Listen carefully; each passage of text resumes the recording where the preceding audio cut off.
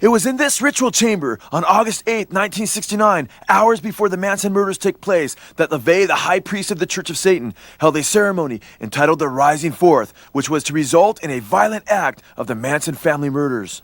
That evening, LaVey declared, quote, "Your smug pomposity, with its thin disguise of tolerance, will serve you no longer. We know your mark and recognize it well. We walk the night as villains no longer. Our steeds await and their eyes are ablaze with the fires of hell."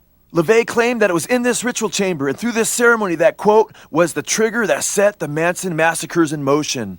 Anton LaVey, in his effort to get more unwitting recruits, would deny that he really worshipped Satan. When I mentioned this to Susan Atkins, she told me regarding her own involvement with Anton LaVey that he used this as a ploy to get more recruits, but that he and the inner core were avid Satanists and worshiped Satan as a true entity.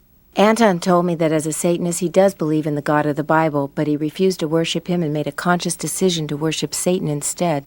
I had a terrible headache and Anton's wife got some juice out of the refrigerator so I could take some aspirin. It was then that I saw a bottle with something red in it. Anton's wife said it was blood that they used in their sacrifices. I told Anton that I needed to leave because I had a terrible headache and I believe in God. It was at this point Anton told me, "We believe in him too, we just don't worship him." Anton made it very clear to me that they truly worship Satan as a real entity. This is something that the inner core and the Church of Satan keep from the lower level initiates. They deny that they really worship Satan as a true entity in order to recruit those who would not otherwise join the Church of Satan. But when I was involved with Anton LaVey, it was made very clear that they truly worship the devil. Anton LaVey admitted that there was only so much he could say publicly in his desire to get recruits. Co-founder of the Church of Satan, Kenneth Anger, also stated in the 1960s that Lucifer is a light god, not the devil. Years later, though, after Kenneth Anger had deceived multitudes of people, he confessed that the Lucifer he worships has always been the historical Satan.